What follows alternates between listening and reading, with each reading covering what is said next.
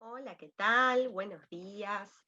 Bueno, quería compartir con ustedes algunos conceptos importantes sobre química cosmética, porque siempre conocer sobre los cosméticos y sobre sus elementos que los conforman es importante para saber, primero trabajar con seguridad, saber qué producto se va a seleccionar y por qué, entender cuando nos explican determinadas características del producto, bueno, entender entonces cómo funciona todo esto.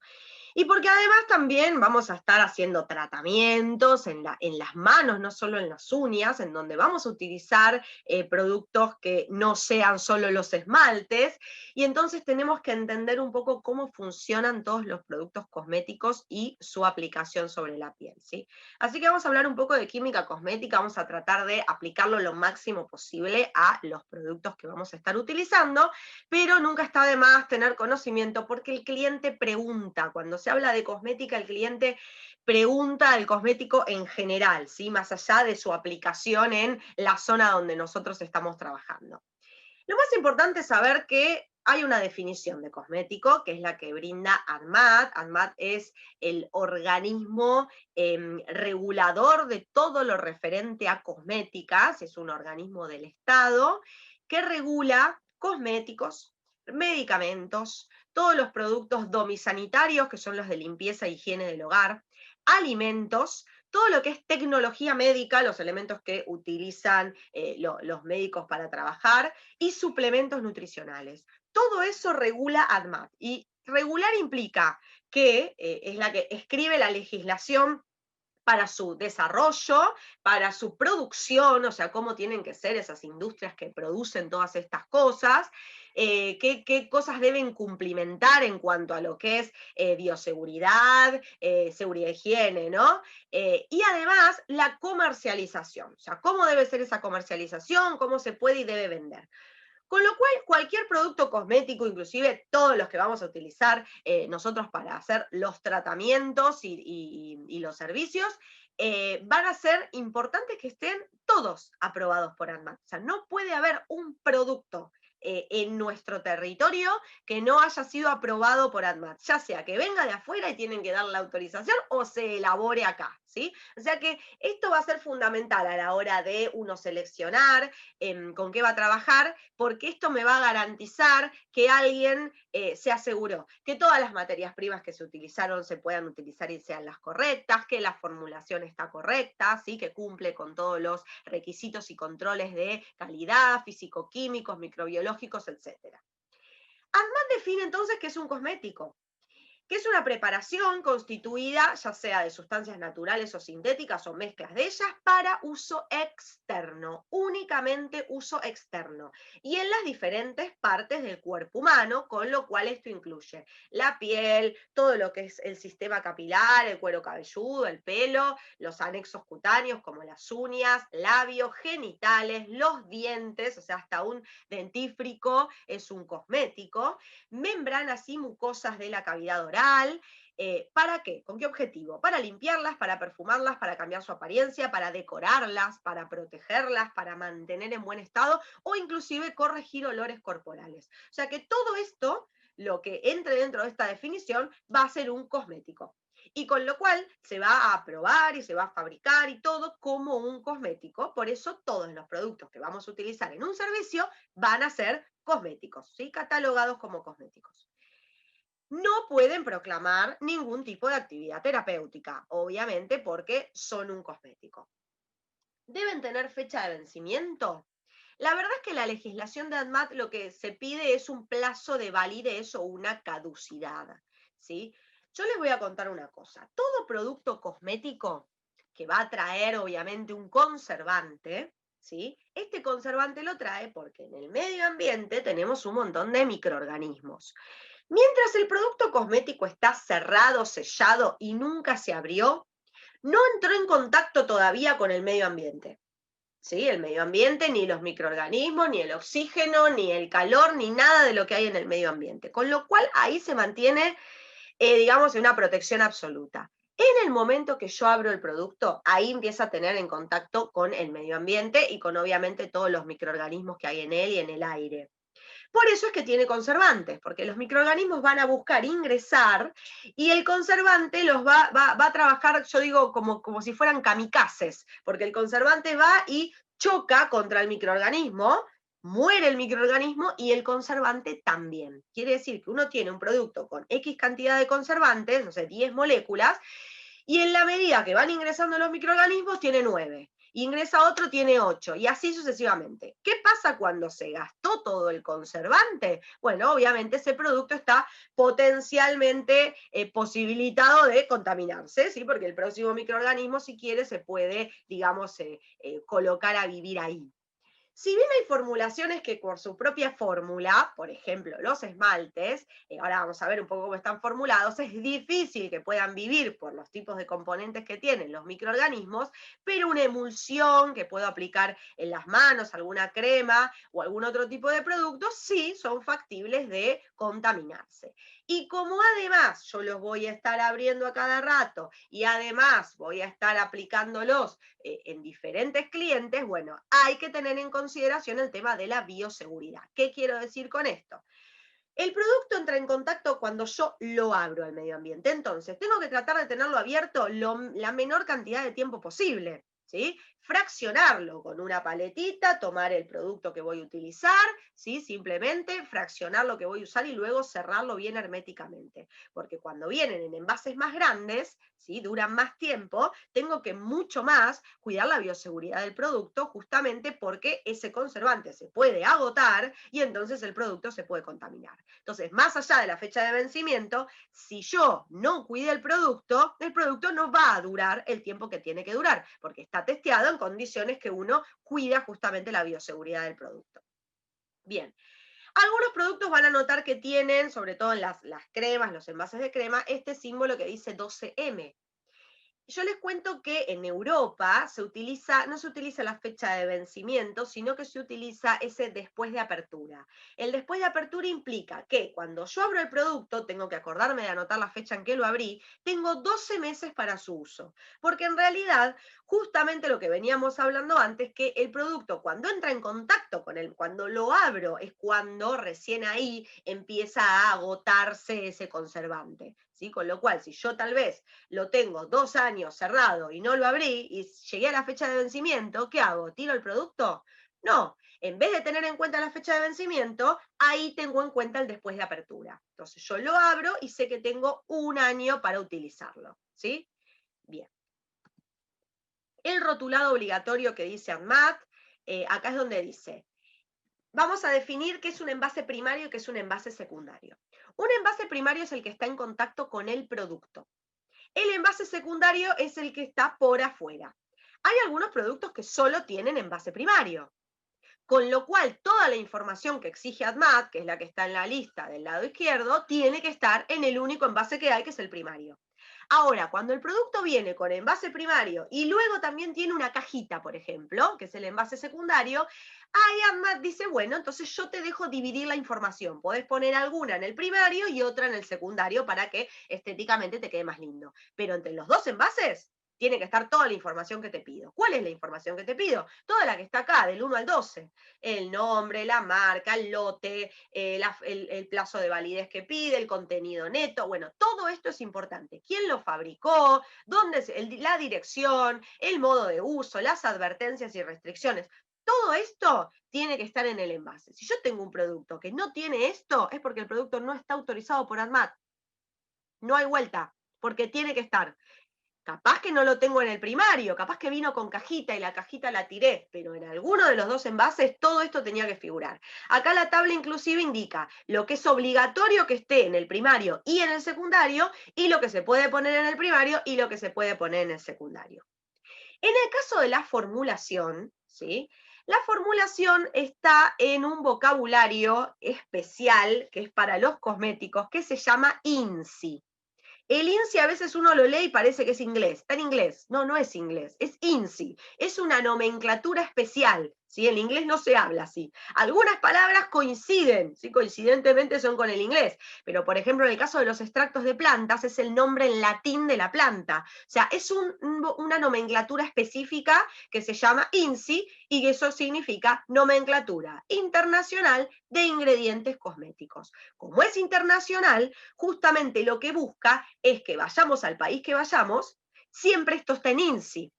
Entonces, eso quiere decir que si yo supongamos que descubro que soy alérgico a una sustancia, me hice un test de alergenicidad y me dijeron, vos sos alérgico a esto. Bueno, genial. Yo tengo la posibilidad de buscar cuál es el INCI de esa materia prima a la que yo soy alérgica y entonces buscarlo en los productos para ver si la contiene y así poder evitar usar los productos que la contengan, acá o en la China. O sea, en todos los países del mundo va a ser la misma nomenclatura, porque si no, cada país lo menciona diferente y ¿cómo hago para saber? Entonces eso unificó a la comunidad científica internacional para ponerse de acuerdo y decir, bueno, listo, vamos a nomenclar las materias primas, porque no se nomenclan activos, no, son materias primas que se usan para elaborar ese producto cosmético, ¿sí? Están expresadas de mayor concentración a menor concentración. O sea que la primera que vas a leer va a ser la que tenga mayor cantidad. Por lo general, lo que tiene mayor cantidad siempre forma parte de la estructura del vehículo del producto. ¿Sí? Nunca vas a ver un activo ahí arriba, porque justamente los activos se colocan dentro de un producto cosmético con un fin, no son lo que forman el cosmético, sino lo que se agrega al cosmético. ¿Sí? Bien, entonces, un cosmético va a estar formado por un vehículo que va a tener un montón de materias primas, dentro de ellas colorantes, conservantes, esencia y un montón de cosas, y los principios activos que van a tener como función el objetivo por el cual aplique ese cosmético. ¿Sí? Entonces, por ejemplo, si yo estoy colocando una crema hidratante, el activo es el que le va a dar la función hidratante. En cambio, aplico una crema antimicótica, ahí va a tener una droga que le va a dar el objetivo justamente, y no es un cosmético, es un medicamento, pero va a ser justamente el objetivo, se lo va a dar esta sustancia activa que yo estoy agregando, ¿sí? En el caso de los cosméticos, vamos a tener muchos principios activos, que ahora vamos a ver más adelante, con diferentes funcionalidades. Entonces, esos activos es lo que van a dar el fin para el cual yo use ese cosmético, ¿sí? Entonces, lo que hay que tener bien en claro es que esto es bien distinto. Una cosa es el vehículo y otra cosa es el activo, ¿sí? El vehículo puede ser una solución, un gel, una emulsión, una suspensión, una barra. Ahora vamos a ver los diferentes vehículos que hay. Y los principios activos, que me van a dar la funcionalidad, pueden venir en distintos vehículos. Yo puedo tener hidratantes, humectantes, emolientes, descongestivos. Puedo tener un descongestivo en una solución, o puedo tener un descongestivo en una emulsión, o puedo tener un descongestivo en un gel. ¿Sí? O sea, esto es lo que quiero que entiendan bien, la diferencia entre vehículo y principio activo. ¿Sí? Porque no me dicen, ¿y para qué sirve el gel? Y depende qué activo tenga. O sea, porque puedo hacer un gel descongestivo, ¿sí? Para aplicar, para descongestionar, o puedo hacer un gel hidratante, ¿sí? O puedo hacer inclusive un gel con ácido y que sea para hacer peeling. O sea, todo depende, ¿sí? Qué principio activo tenga. Bien, vamos a empezar primero antes de los vehículos con productos de higiene, que esto es muy importante. Todos los productos de higiene que existen van a tener algo que se llama tensioactivo. El tensioactivo es esta cabecita con una colita. La cabecita le va a gustar el agua, ¿sí? Va a ser hidrofílica, amor por el agua tiene, le gusta, no tiene ningún drama con el agua, pero la colita es hidrofóbica, quiere decir que odia el agua, repele el agua, donde aparece agua se esconde. Entonces, esto va a ser, esta molécula, la encargada de limpiar, porque yo la voy a aplicar. Se van a aplicar las colitas sobre la emulsión epicutánea que habrán visto cuando vieron piel, que tenemos en toda la superficie de nuestra piel, que estaba formada por la secreción sebácea, sudorípara, la secreción del queratinocito, la humedad ambiental, los microorganismos, la microbiota y todo lo que anda dando vueltas por ahí. Esa emulsión epicutánea está en la superficie de la piel. ¿Y qué pasa? A esa emulsión se le adhieren un montón de cosas. se le adhiere suciedad del medio ambiente, polución, más microorganismos que venían volando por ahí, se pegaron en la emulsión epicutánea, inclusive si me pongo en el caso del rostro, por ejemplo, maquillaje y todo lo que me coloque, ¿sí? Todo eso se va a adherir a la superficie de la piel. Entonces, cuando yo limpio, yo voy a barrer todo eso. Entonces, utilizo un producto de higiene que tiene este tensioactivo. La colita, yo coloco el producto de higiene, la colita se va a adherir a esa emulsión epicutánea que tiene todas esas suciedades adheridas. Cuando yo enjuago, fíjense que esto tiene dos pasos. Coloco el producto de higiene y luego enjuago. Hay una acción química acá. Coloco el producto de higiene, se pegan las colitas y cuando yo enjuago se forma esto que se llama micela, que van a ver del lado izquierdo, en donde las colitas, justamente como odian el agua, cuando yo pongo agua, las colitas se van a juntar todas y las cabecitas van a quedar en el exterior. Entonces, toda la suciedad va a quedar contenida adentro de esa micela y se va a ir con el agua. Proceso de higiene básico. Esto ocurre cuando lavo la ropa en el lavarropas con el jabón líquido o el jabón en polvo, lo que sea, va a suceder esto, porque tienen tensioactivos, cuando lavo los platos, cuando me lavo la cabeza con el shampoo, o cuando me lavo las manos con el jabón, o cuando me coloco un producto de higiene para el rostro. ¿Sí? Cada vez que hablamos de higiene, estamos hablando de este proceso. Con lo cual el proceso de higiene conlleva una cantidad de tiempo para que yo aplico el producto, lo trabajo, se van pegando las colitas y luego enjuago. ¿Sí? Dos pasos. Limpio, enjuago. Y vamos a hablar entonces de los jabones en barra. ¿Cómo se fabrican estos jabones sólidos, vamos a decirles? Se fabrican por un proceso que se llama saponificación, en donde a resumidas cuentas se usa grasa, animal o vegetal, y una base fuerte, que puede ser hidróxido de sodio o hidróxido de potasio. Es una reacción química que termina fabricando este jabón, que no es ni más ni menos que el tensioactivo que hablamos antes, la cabecita con la colita. ¿Sí? Se fabrica de esta manera. Obtenemos un montón de cabecitas con colitas. Acá le puse nombres para ponerle un título a estas cabecitas con colitas. Por ejemplo, si partimos de un ácido esteárico, que puede ser esa grasa de la que parto para la saponificación, voy a producir estearato de sodio o estearato de potasio, dependiendo si utilice hidróxido de sodio, hidróxido de potasio.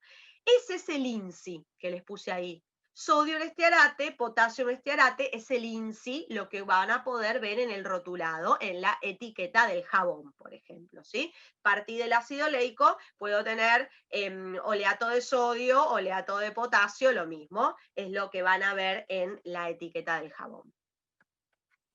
Los jabones, por este mecanismo de fabricación y porque se fabrican con una base fuerte, van a tener un pH entre 9 y 11. Recordemos que el pH es justamente lo que mide cuánto ácido o alcalino es una sustancia. La escala va de 0 a 14, en donde el 7 es el neutro porque es el pH del agua. Y el agua es el que regula todo en este planeta, con lo cual para todo el planeta es 7, es el pH del agua, es el pH neutro. Todo lo que está debajo de 7 es ácido. De 0 a 7, todo lo que está debajo de 7 es ácido. Cuanto más cercano al 0, más ácido es. Y todo lo que está por arriba de 7 es alcalino. A medida que va subiendo, más alcalino es, hasta 14, ¿sí? De 0 a 14. Entonces, la piel, ya habíamos visto cuando vimos piel, que era ácida. ¿Sí? La piel tiene un pH ácido, 5,5 aproximadamente. Con lo cual, si yo trabajo con productos que tienen acidez, no se afecta tanto la piel porque está acostumbrada a vivir en un medio ácido, ¿sí? Ahora, si yo la llevo a la alcalinidad, ahí es donde se deshidrata mucho, ¿sí? Y una piel deshidratada, inclusive en manos, puede picar, puede molestar, porque la deshidratación causa prurito, que pique en las manos, o en las manos o donde esté deshidratado. Entonces, los jabones en barra, los jabones sólidos, tienen pH muy alcalinos, con lo cual deshidratan muchísimo la piel, ¿sí? ¿Qué opciones tenemos? Bueno, no son recomendables para utilizar, sobre todo en el rostro, ¿sí? Porque imagínense el daño que pueden llegar a hacer. Ahora, la verdad es que si podemos no utilizarlo en el cuerpo y no utilizarlo en las manos, mejor aún, ¿sí? Pero en donde tratemos de no utilizarlo jamás es en el rostro. Luego tenemos la opción de los jabones líquidos. Los jabones líquidos no se fabrican por saponificación. Por eso se los llaman sindets, sin detergentes, quiere decir.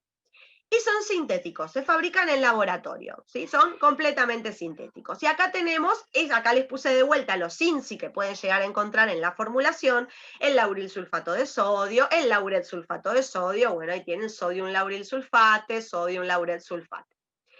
Al fabricarse en laboratorio, le pueden dar un pH un poco más cercano al de la piel, ¿sí? Entre 6 y 7 aproximadamente suelen tener todos los jabones líquidos. ¿Por qué no el pH de la piel? 5,5. Y porque yo necesito lavarla. Y si yo le pongo el mismo pH, no la voy a lavar. O sea, no estoy haciendo nada en el fondo. Entonces, tiene que tener un pH un poquitito corrido, pero tampoco llevarlo a la alcalinidad, ¿sí? O sea, siempre mantengamos aproximadamente el pH del agua un poco menos. Igual cuando estoy enjuagando con agua, ya el agua tiene pH 7, con lo cual también es medio ridículo, ¿no? Tratar de buscar un jabón con un pH 5,5 cuando el agua, ya que la estoy enjuagando, tiene pH 7. Entonces, más o menos con que el jabón de limpieza tenga entre 6 y 7, estamos perfectos. No estoy limpiando, pero no estoy agrediendo y deshidratando tanto la piel como llevarlo a un pH alcalino, ¿sí? Bien, ¿por qué está este jabón acá? Este jabón que vemos acá, de una marca muy reconocida. Porque en realidad este jabón no es un jabón sólido fabricado por saponificación. Es un jabón líquido que se solidificó para que tenga un aspecto de jabón duro. Pero en realidad, en esencia, por cómo se fabricó, es como un jabón líquido. Entonces yo digo, este jabón debería estar en la góndola de los jabones líquidos, no en la góndola de los sólidos, porque la ponen en la góndola de los sólidos y dicen, ay, este jabón no es tan alcalino como el resto. Y no, lógicamente, porque el resto se fabricaron por saponificación y este no se fabricó por saponificación. Entonces, en realidad, debería estar compitiendo con los jabones líquidos. Entonces, ahí uno sí decir, ay, ¿qué hago? ¿Me llevo este o me llevo el líquido? Entonces, uno puede decir, bueno, para lavarme las manos me puedo llevar este jabón, que lo que tiene es que si bien es sólido, no es tan duro como los jabones que se fabrican por saponificación, con lo cual enseguida se ablanda. O la opción que es exactamente igual es utilizar un jabón líquido, que tal vez en cuanto a rendimiento, porque uno presiona la bomba y sale un poquitito menos y puede optimizar más la cantidad de jabón y tal vez te dura muchísimo más, ¿no? Habría que ver en cuanto a eso. Y ahora sí vamos a los vehículos. Vamos a empezar por las soluciones. Una solución es una formulación líquida en donde todos sus principios activos están disueltos en esa solución. ¿Qué quiere decir? Que yo no voy a ver un precipitado en el fondo, ni voy a ver cosas flotando, porque está todo disuelto, o sea que veo una única cosa. Eso es una solución, ¿sí?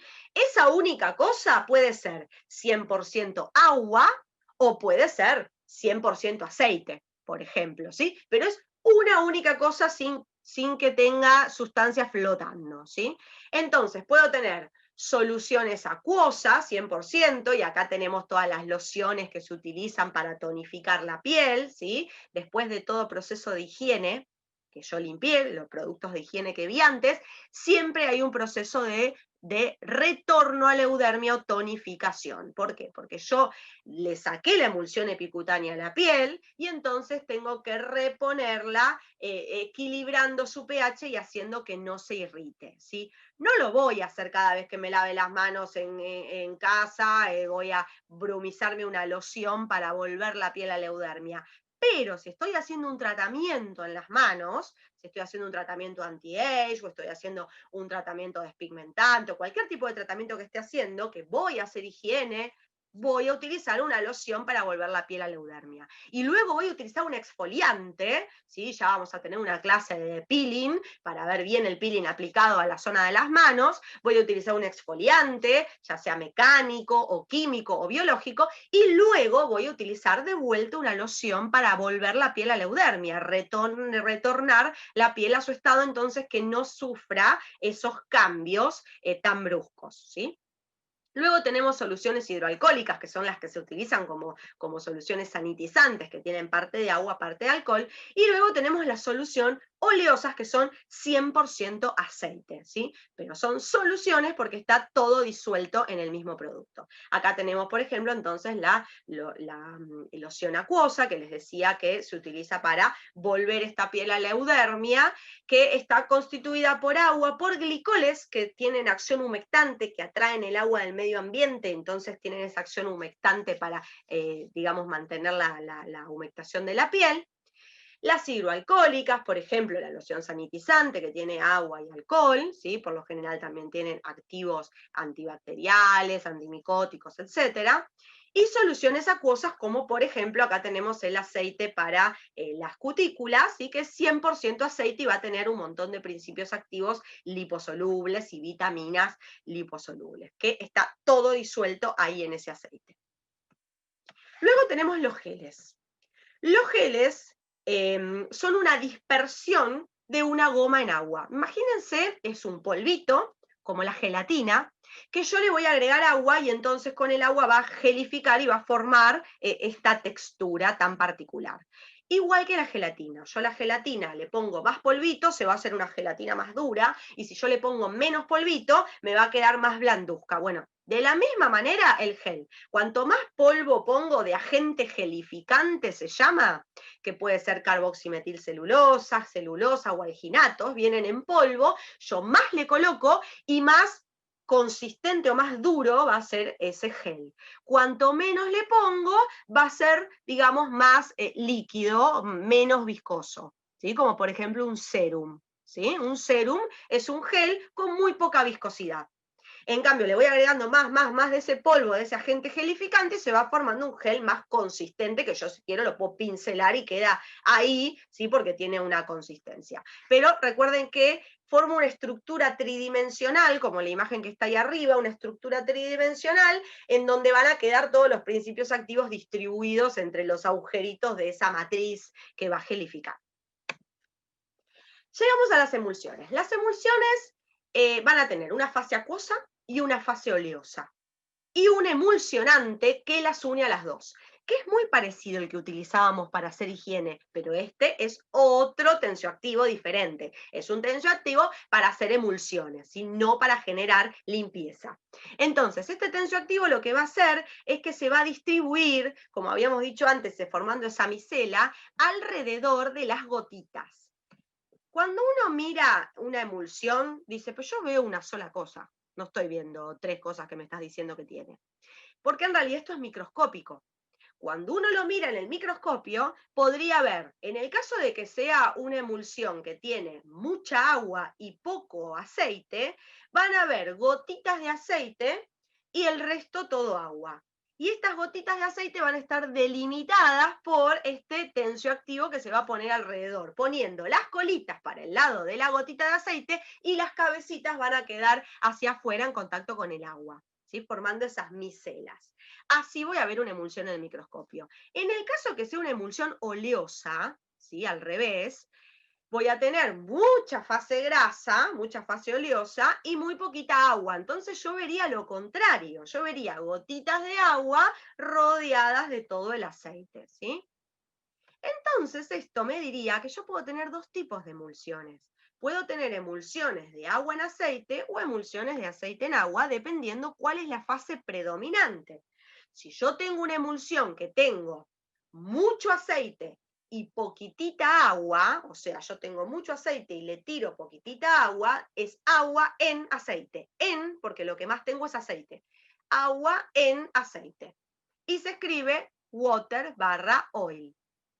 Esta emulsión es una emulsión oleosa y posiblemente sea la mayoría de las emulsiones para manos y para pies van a ser oleosas, ¿sí? Porque justamente habíamos dicho que no tenían glándula sebácea ni las palmas de las manos ni las plantas de los pies. Las palmas, acá arriba sí hay un poquito, pero igual es una zona muy sufrida, que la lavamos mucho, que le barremos todo el tiempo la emulsión epicutánea que tiene, por lo menos en esta parte de arriba.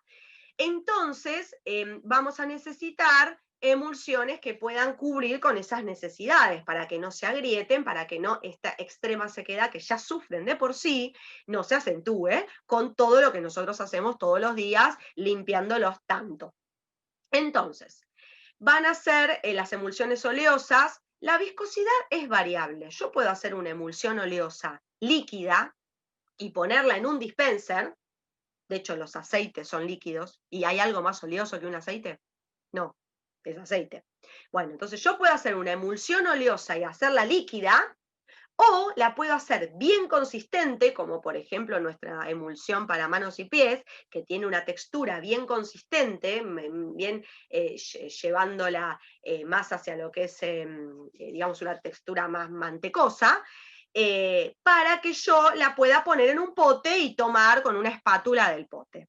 ¿Sí? O sea, yo la viscosidad la voy a variar dependiendo lo que yo quiera hacer, en qué envase quiera ponerlo y todo eso, ¿sí? Lo que sí es una realidad es que cuando uno agarra una emulsión oleosa y la masajea, empieza a levantar temperatura, porque el aceite empieza a levantar temperatura. También se utilizan las emulsiones oleosas para masajes corporales, por ejemplo, ¿sí? Cuando se necesita hacer mucha maniobra y levantar temperatura y trabajar y no usar una tonelada de producto, cuando más oleosa es, más me va a permitir trabajar. En el caso de las manos también voy a hacer masajes, así que necesito que corra y no que me quede ahí corto y se absorba de golpe. Es resistente al lavado. Si yo coloco esta emulsión y luego pongo la mano abajo del agua, el agua va a caer por los costados, ¿sí? Porque justamente va a repeler tanta grasa que tiene este producto. Las emulsiones acuosas justamente son todo lo contrario. Tengo mucha agua y un poquito de aceite. Entonces pongo aceite en un montón de agua. Tenemos oil barra water. Serían las emulsiones acuosas. La viscosidad también es variable porque la voy a regular yo. Yo puedo hacer una emulsión acuosa que sea bien líquida y que la ponga en un dispenser o que la ponga en algún tipo de bombita, ¿sí? O puedo hacer una emulsión acuosa bien consistente, que casi que se parezca a un gel, ¿sí? De lo consistente que es. Lo que sí, cuando uno se coloca una emulsión acuosa va a sentir que es refrescante, se siente fresca. Y si pongo la mano abajo del agua, se va a ir, se va, la emulsión acuosa desaparece en 2 segundos, ¿sí? Si yo utilizo alguna emulsión acuosa en la zona de las manos, se va a absorber rápidamente, pero no me va a dejar película, no me va a dejar una capa protectora. Se absorbió y la perdí, ¿sí? Por eso es que se suelen utilizar más emulsiones más oleosas o un intermedio, ¿sí? Sin irme a una cosa demasiado oleosa que también no me permite seguir con mis tareas cotidianas. Si me pongo una crema en las manos que es excesivamente oleosa, entonces tiene que ser un equilibrio, ¿sí? Dentro de la oleosidad, obviamente, hay diferentes niveles, ¿sí? Bien, las formulaciones todas son emulsiones. El vehículo se llama emulsión. Después, la gente le suele llamar crema a las emulsiones que tienen más viscosidad, o sea, las que vienen en pote, las que son más viscosas, ¿sí? Le suelen llamar crema, pero no existe el vehículo crema. Es una emulsión porque está formada por fase oleosa, fase acuosa y el emulsionante que las une. Es una emulsión en cuanto a vehículo. Ahora, le puedo decir crema justamente porque tiene una consistencia grande. Le suelen decir leche cuando tiene una consistencia más líquida, más parecida justamente a lo que es la leche. La leche tampoco es un vehículo, ¿sí? Es una emulsión de baja viscosidad. Ahora, si el producto es crema, o si el producto es leche, o si el producto es emulsión, o si el producto es serum, no me está diciendo cuánta oleosidad tiene, ¿sí? Porque puedo hacer una leche súper oleosa, puedo hacer una leche súper acuosa, puedo hacer una crema súper oleosa, puedo hacer una crema súper acuosa, porque eso tiene que ver con la viscosidad. ¿Vieron cuando hacen salsa blanca? Y la salsa blanca te queda media líquida. Entonces, ¿qué le agregas? Este es el momento en que la mitad me dice harina y la mitad me dice maicena.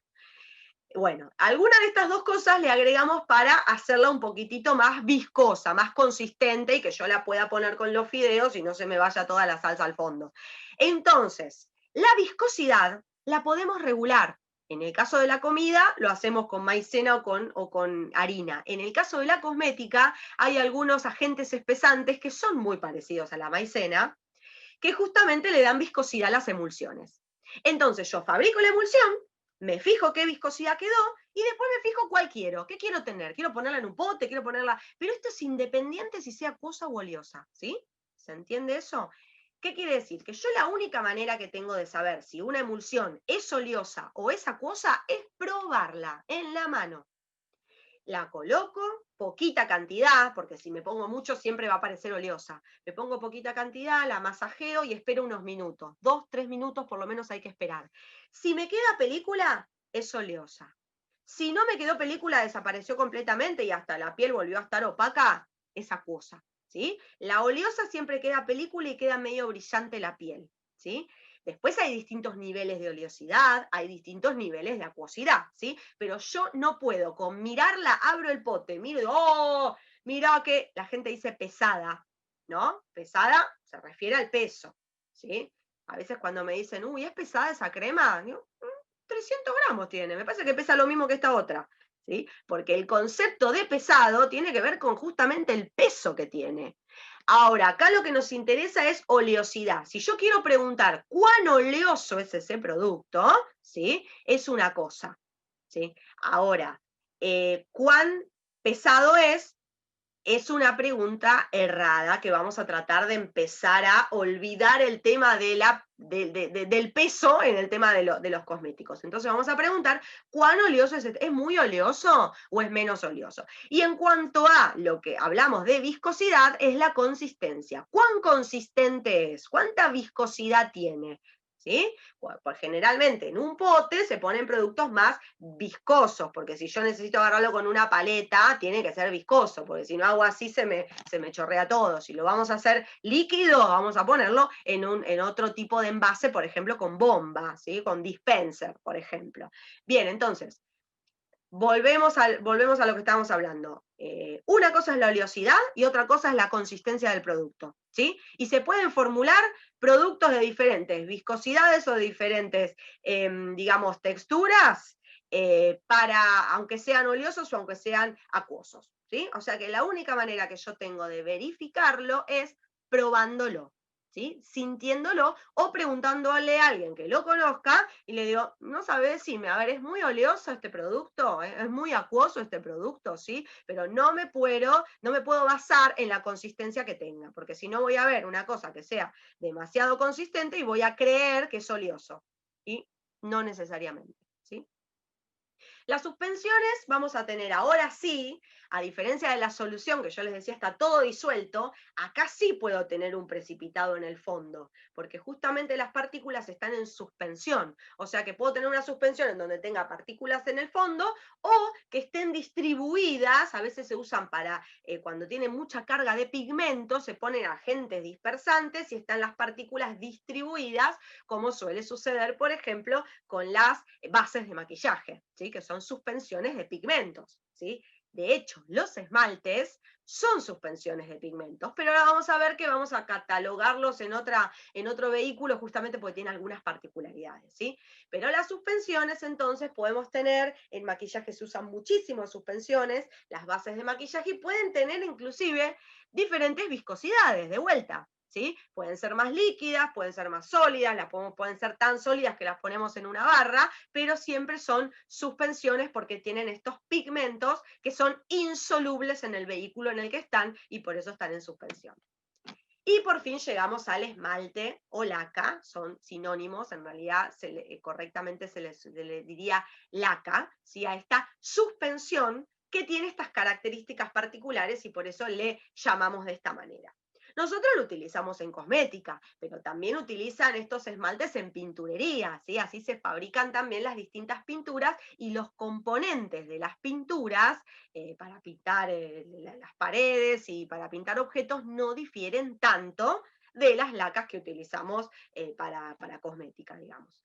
Entonces, sabemos que tiene partículas en suspensión y vamos a tener un solvente que es volátil. Con lo cual, cuando yo lo aplico, ese solvente se evaporó y se fue, y entonces ahí es donde me va a quedar esa película adherida sobre la piel. Por eso tiene características particulares. Esto es muy loco porque justamente tenemos que encontrar el punto justo para que el esmalte me permita a mí colocarlo trabajarlo para que quede perfecto y luego que seque. Y quede de esa manera. Y cuando seque, seque. Y no me quede medio húmedo porque si no se me puede, digamos, correr el esmaltado que hice. Entonces, fíjense qué importante que es el desarrollar la fórmula perfecta para que todo esto esté en equilibrio, ¿sí? Tiene que tener lo que se llama tixotropía, que es la capacidad justamente de que yo pueda ir moviéndolo, acomodándolo, y luego esto quede. Y cuando se evapore este solvente volátil, justamente quede de esa manera en cómo se secó. Bien.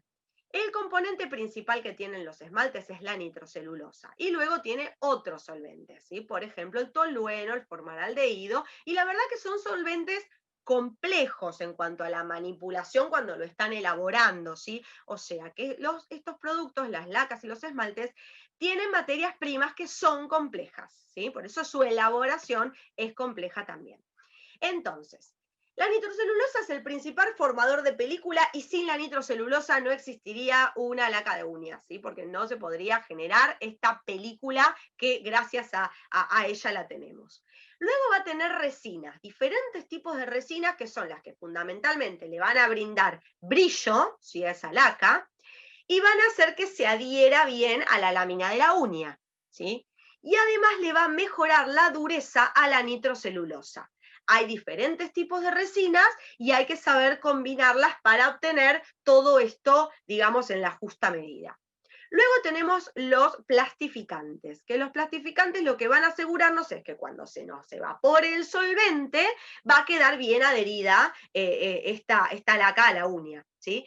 O sea, tiene que tener la cantidad de plastificante tiene que ser justa, porque si pones de más, se empieza a descamar el plastificante, o sea, se descama la laca. Y si pones de menos, se pone muy rígida. Entonces tiene que tener la flexibilidad justa, ¿sí? Pero sin tener demasiado en exceso plastificante para que no haya descamación. También a veces hace que aumente un poco el brillo de la laca, algunos plastificantes, pero bueno, hay que saber manejarlos bien y la cantidad correcta. Y luego hay distintos solventes. Los solventes, ¿para qué? Disuelvan la nitrocelulosa, pero van a ser solventes volátiles, con lo cual después se van a evaporar y entonces ahí me va a quedar la nitrocelulosa adherida formando la película y aparte dispersando todos los pigmentos que le van a dar los diferentes tonos o los diferentes colores a los esmaltes. Bien, como tiene solventes volátiles, cada vez que yo abro el esmalte, lo cierro, lo abro, lo cierro, voy perdiendo solvente volátil, ¿sí? Por eso es muy importante también cuidarlos, cerrarlos bien, porque acá voy a ir perdiendo el solvente y no es tan fácil de volver a reemplazar el solvente sin alterar la fórmula, con lo cual tengo que tratar de cuidarlo para que por lo menos el tiempo que dure todo el esmalte esté como corresponde, porque después se empieza a secar y ya no tiene la misma capacidad de distribuirse ni ese tixotropismo que habíamos dicho que era tan necesario para poder extenderlo y que cuando seque, seque como corresponde. Bien.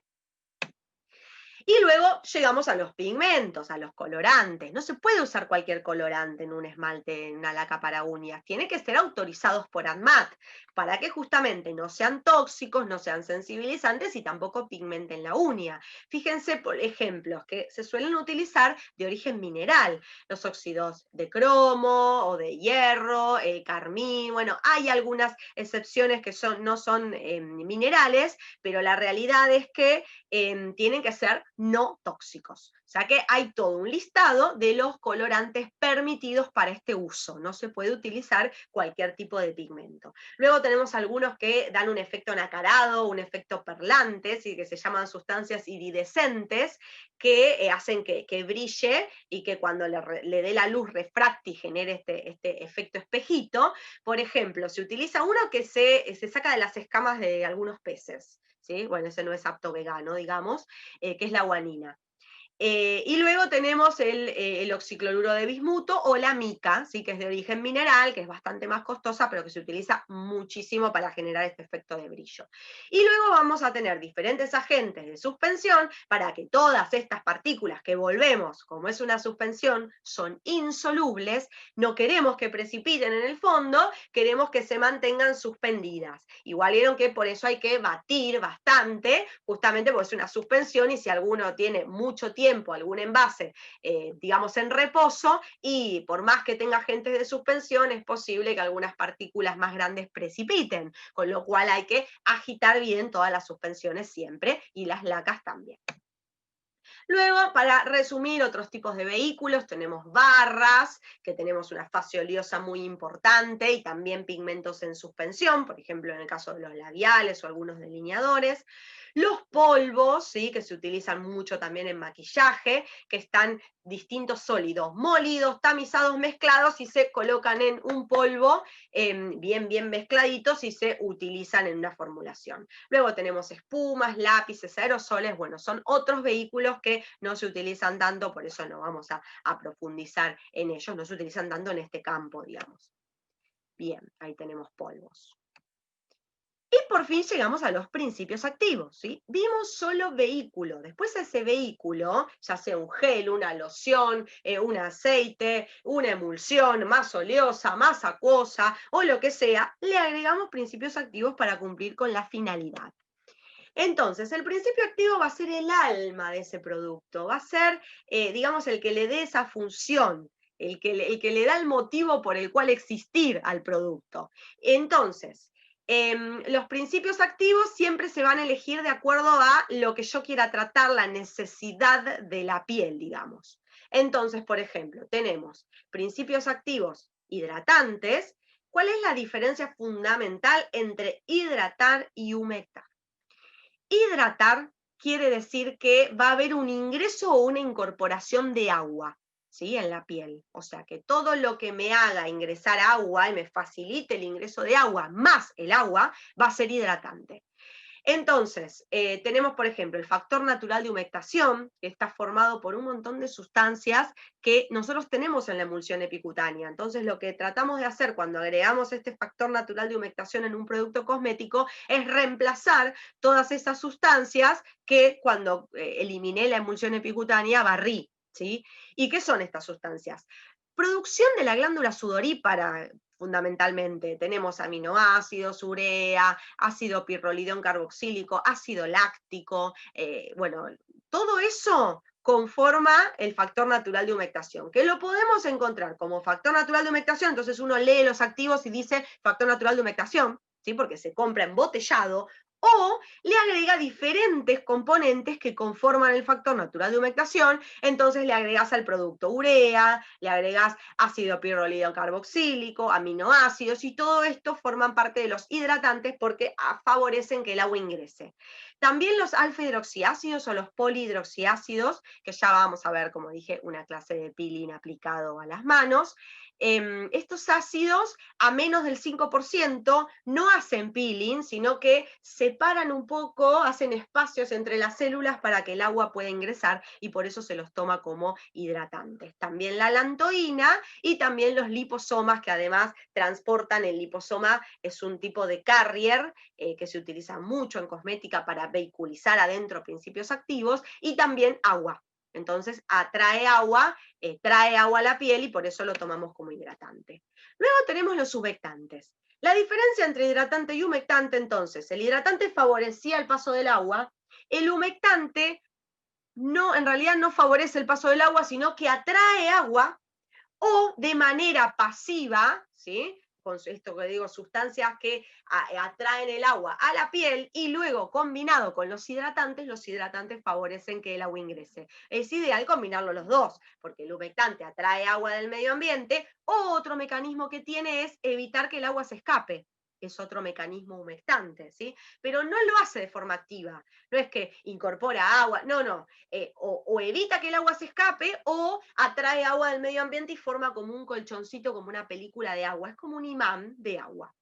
Entonces tenemos sustancias como el glicerol, sorbitol, propilenglicol, que justamente son moléculas que atraen agua del medio ambiente, que tienen estos grupos alcohol, que tienen uniones de puente hidrógeno con el agua y hacen que el agua la traigan, o macromoléculas como el ácido hialurónico, como el ADN, como el colágeno, la elastina, o los glicosaminoglicanos, que todas estas proteínas o hidratos de carbono lo vimos cuando vimos la parte de piel, en la dermis. Estas macromoléculas que no van a tener penetración en la piel, lo que van a hacer es atraer el agua del medio ambiente. Y en esa atracción del agua del medio ambiente van a favorecer que junto con los hidratantes el agua penetre. Y luego tenemos sustancias como las ceramidas, que son estas que yo les decía que evitan que el agua se escape. Las ceramidas las produce nuestra piel, está entre la capa granulosa y la córnea, son unos lípidos que se distribuyen en la piel y evitan que el agua que viene de adentro, el agua que tomamos desde la ingesta, se evapore. ¿Sí? Entonces lo que hace es, digamos, evitar lo que se llama pérdida de agua transepidérmica, ¿sí? Que es el agua que uno tiene en la piel y que no quiere que se escape. Cuando la piel va siendo más madura, cuando sobre todo las mujeres empiezan a entrar en la etapa de la menopausia, que disminuyen los estrógenos, porque todos estos lípidos se fabrican con un estímulo de los estrógenos. Cuando disminuyen los estrógenos, las ceramidas disminuyen muchísimo. ¿Sí? En la época del climaterio de la mujer y sobre todo posmenopausia disminuyen casi un 70% las ceramidas, con lo cual, como decíamos antes, entre que fabrican menos emulsión picutánea, o sea, fabrican menos secreción sebácea, fabrican menos ceramidas, entonces el agua se les escapa, no tiene las ceramidas que la contengan ni la emulsión epicutánea y el agua se evapora y se escapa y por eso las pieles maduras siempre suelen estar un poco más secas. ¿Sí? Eso es en el rostro, ni hablar en las manos como están, ¿no? Que ya de por sí las manos ya son secas por la nula emulsión epicutánea, no, nula glándula sebácea de las palmas de las manos y de los pies y escasa emulsión epicutánea en la parte dorsal de la mano. Los emolientes son sustancias que ablandan el estrato córneo, recuerden que la queratina es dura, ¿sí? Y sobre todo en todo lo que es la zona del contorno de la uña, que es bastante dura también. Esto, si uno utiliza emolientes, de hecho las emulsiones para manos y uñas y contorno de uñas suelen ser muy emolientes, se le agregan muchas de estas sustancias para ablandar esta queratina y para que uno pueda trabajar también más fácil, si necesita, no sé, correr una cutícula o algo por el estilo, los aceites de cutículas también son extremadamente emolientes porque ablandan toda esta queratina que es dura. Acá dentro de los emolientes tenemos tanto los hidrocarburos, las siliconas, todos los aceites vegetales, jojoba, almendra, rosa mosqueta, bueno, todos los aceites vegetales, las mantecas, manteca de cacao, de karité, de mango, las ceras como la lanolina o la cera carnauba que se usa muchísimo, la cera de abejas, y la glicerina o glicerol también conocido, son todos emolientes que van a ayudar a ablandar. O sea que por lo general, tanto las emulsiones como los aceites que se usen en la zona de las manos suelen tener una gran emoliencia, más emoliencia que hidratación, porque en realidad yo necesito más ablandar para que me pueda ayudar a trabajar y sellar que la humedad no se vaya. Yo quiero usar hidratantes y humectantes, bueno, puedo usar, pero luego, posteriormente a hidratar y humectar, posteriormente tengo que usar algo emoliente y algo, digamos, que trate de ocluir para evitar que el agua se le escape, porque justo esta zona es una zona muy sufrida, ¿sí? Y por último, quería comentarles los nutritivos, porque acá es un concepto que lamentablemente se utiliza tanto para la cosmética, la palabra nutritivo, y se utilizó durante muchísimos años sin que nos diéramos cuenta, hasta que en determinado momento llegaron los nutricosméticos para demostrarnos que estábamos utilizando pésimamente mal el término. Porque en realidad nutrir, y esto cualquier nutricionista lo puede explicar hasta inclusive mejor que yo, se nutre con los alimentos que uno consume, o sea, nutrimos nuestro cuerpo de adentro hacia afuera, nutrimos, comemos, luego esto se degrada, el intestino lo absorbe, pasa a la sangre, y de la sangre a través de los vasos sanguíneos se distribuye en todo el organismo y los tejidos, y es muy importante que nos lleguen los nutrientes ahí a la matriz, de la raíz de la uña para que se pueda sintetizar toda esa queratina, o sea que vamos a necesitar muchos aminoácidos de nutrientes. Ahora, esos nutrientes vienen de la alimentación. Yo no puedo nutrir ni a la piel, ni a la uña, ni al pelo, desde afuera. Yo puedo lubricar, puedo, no sé, mejorar la textura, puedo, pero no puedo nutrir y en el caso de la uña voy más allá, no puedo aportarle ningún activo porque es impermeable la lámina. Sí puedo aportar activos en todo el contorno, en la cutícula y en toda la parte de piel de las manos, pero no en la lámina puntualmente, ¿sí? Ahora, el nutritivo entonces. ¿Por qué tanta crema nutritiva? Bueno, porque en un momento el concepto de nutrición pregnó, a la gente le gustó esto de me pongo una crema y me nutro por fuera, y entonces se empezó a utilizar el término. Ahora, cuando llegaron los famosos nutricosméticos, que no son ni más ni menos que suplementos nutricionales que se ingieren y mejoran la característica de la piel, pelo y uñas, pero son nutrientes. No son cosméticos, se llaman nutricosméticos porque colaboran o aportan a los efectos que vamos a ver en piel, pelo y uñas, y sobre todo cuando se usan en conjunto con cosméticos, ¿sí? Pero son suplementos nutricionales. Así que el término nutritivo es completamente erróneo para el uso de principios activos. No existen los principios activos nutritivos. Y entonces, cuando una crema me dice nutritiva, ¿qué tiene? ¿Sí? Bueno, de todo, la verdad puede tener cualquier cosa, porque como el término no existe, en realidad no hay parámetro, podemos ponerle nutritivo a cualquier producto, en definitiva, ¿no? De forma errónea. Entonces, por lo general hablan de productos para bioestimular, estimular el metabolismo celular o mejorar las características de la piel, ¿sí? En el caso de las manos, está muy asimilado el término nutritivo cuando quieren hablar en realidad de la emoliencia. Entonces, cuando hay una crema que es bien emoliente, que me ablanda bien la queratina, que me deja la piel suave, hablan de nutritivo. ¿Sí? Pero en realidad la palabra correcta en ese caso, si es lo que estoy hablando, si quiero que me deje más suave, más terso, la piel más luminosa, estoy hablando de emoliencia, ¿sí? Ese es digamos, el término correcto. Bien, bueno, con esto concluimos, espero que les sirva. Yo sé que los conceptos de química a veces son como un poco complejos, pero la verdad es que les va a servir mucho en su vida profesional y sobre todo para poder discernir a ver qué es lo que estoy comprando, qué es lo que voy a usar, conocer que existe un ente que regula todos los cosméticos, que es el ANMAT. Así que estas cosas siempre son muy importantes, por lo menos los conocimientos básicos de lo que es la química cosmética y sobre todo aplicado a su área de trabajo. Nos vemos en la próxima.